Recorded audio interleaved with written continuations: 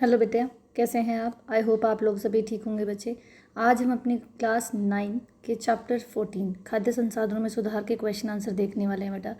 इन questions को आप अपनी ध्यान से देखिए और इम्पॉर्टेंट क्वेश्चंस हैं। ये चैप्टर छोटा, ये थोड़ा आसान चैप्टर है और इसमें से क्वेश्चन बड़े ही आसान तरीके से आता है, बस आपको समझने की देरी होती है। तो हम अभ्यास के प्रश्न उत्तर की बात कर रहे हैं बेटा।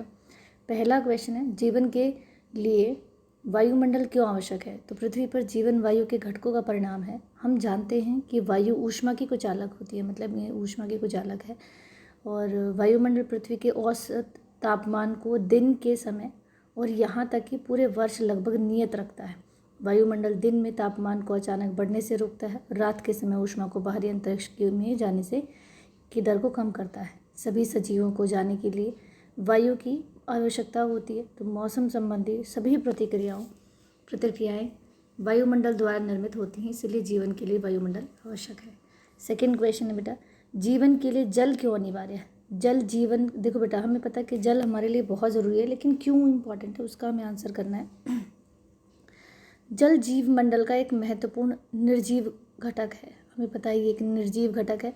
जल बहुत से पदार्थों को घुलाने में सक्षम है, अपने अंदर बहुत से लगभग सभी पदार्थों को ये घोल लेता है। जीवन की विभिन्न प्रतिक्रियाओं में स्थलीय जीव जंतु और जल पौधे जल का उपयोग करते हैं।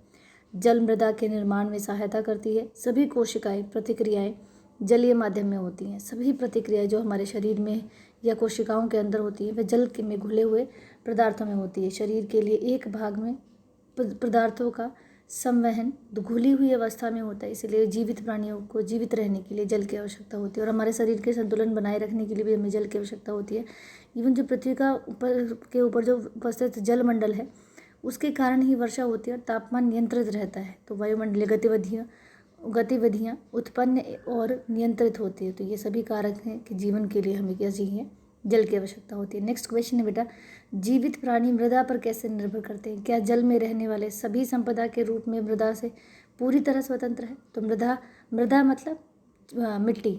मृदा का हमारे जीवन में एक विशेष महत्व है बेटा। मृदा से ही हमें पेड़ पौधे वनस्पतियाँ कृषि प्रधान उत्पादक मिलते हैं। जो भोजन हम खाते हैं, जो हमें ऊर्जा प्रदान करते हैं, वे पेड़ पौधे उगाने के लिए, उन्हें बढ़ने के लिए, खनिज पदार्थ की उनको सहारा देने के लिए, जीवन प्रदान करने के लिए, सभी के लिए हमें किसकी ज़रूरत होती है बेटा? मृदा की ज़रूरत होती है, दैट इज़ मिट्टी की आवश्यकता होती है। तो जल में जितने भी रहने वाले जीव हैं, चाहे वो संपदा के रूप में मृदा में पूरी तरह, कुछ जीव ऐसे जो स्वतंत्र रूप से रहते हैं, पौधे, जीवन, भोजन, इन सब के लिए हमें किसकी आवश्यकता है बेटा?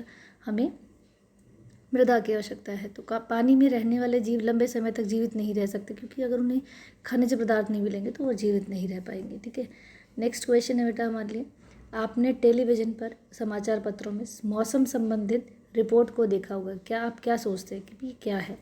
ये और हम इसका पूर्वानुमान लगाने में कैसे सक्षम है? तो हाँ, जी हाँ, हमने मौसम के पूर्वानुमान के संबंध में भविष्यवाणी पवनों के पैटर्न का अध्ययन करने के बाद कर सकते हैं। इस पैटर्न पर हम ये तय कर सकते हैं कि वर्षा होने के चांस कितने हैं, कितने नहीं हैं, पवन की गति मतलब हवा की गति कितनी तेज़ है, तापमान कैसा रहेगा, और यही हमें बताते हैं कि किस दिशा में गर्म हवाएं ठंडी चल रही हैं, और ठंडी चल रही हैं, वायुदाब कैसा है, उच्च दाब है या निम्न है, भारत के बहुत सारे हिस्सों में कहाँ कहाँ वर्षा हो रही है या हो सकती है। तो ये सारे पूर्वानुमान हम लगा सकते हैं। नेक्स्ट क्वेश्चन है, हम जानते हैं कि बहुत सी मानवीय गतिविधियां वायु, जल एवं मृदा के प्रदूषण स्तर को बढ़ा रही हैं।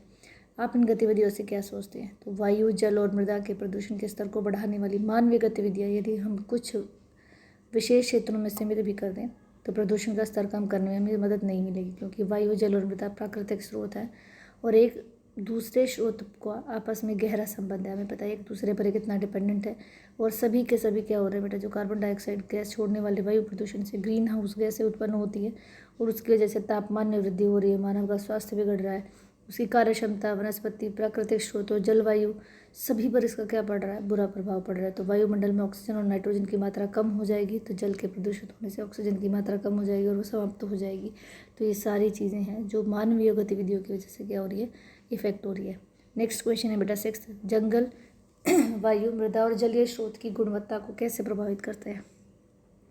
जंगल सभी प्रकार के स्रोतों वायु, मृदा और जल तीनों की गुणवत्ता को प्रभावित करते हैं बेटा। उसके कुछ कारक यहाँ लिखे हुए हैं। जैसे पहला इन्होंने कहा है कि वायुमंडल से कार्बन डाइऑक्साइड को लेते हैं और कार्बन डाइऑक्साइड और ऑक्सीजन का अनुपात बना के रखते हैं, क्योंकि जो पौधे होते हैं वो कार्बन डाइऑक्साइड का अवशोषण करते हैं और उसको ऑक्सीजन को जल में उसमें वायु में छोड़ते हैं। सेकेंड है मृदा अपवर्तन के बचाव में सहायक वृक्ष भी हैं, क्योंकि हमें पता है कि वो मिट्टी की जड़, जो उनकी पौधों की जड़ें होती हैं, मिट्टी को पकड़ लेती हैं और जल के प्रवाह से मिट्टी को कटने से रोकती हैं। नेक्स्ट है बेटा जल स्रोतों के पुनः पूरक में सहायता। हमें पता है कि जल वाष्प, जो वृक्ष है वो वाष्पोत्सर्जन की प्रक्रिया करते हैं, ठीक है।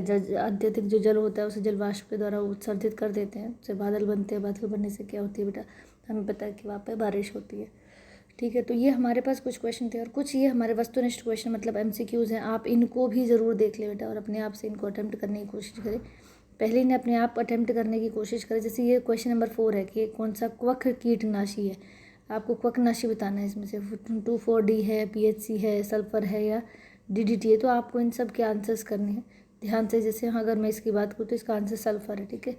नेक्स्ट यहाँ पे जितने भी क्वेश्चन है, जैसे BSc और अगर मैं बात करूँ मेलाथियान का तो उपयोग किस रूप में किया जाता है, आपको ये बताना। तो इसका पीड़कनाशी ही है, ठीक है। तो इनका आप अपनी कॉपी में इन MCQs को भी ज़रूर करें, ठीक है। होप आपको ये वीडियो ठीक लगी होगी बेटा और आपको समझ आई होगी। तो आप अपने क्वेश्चन आंसर्स अपनी कॉपी में ज़रूर कंप्लीट कर लें। Thank you.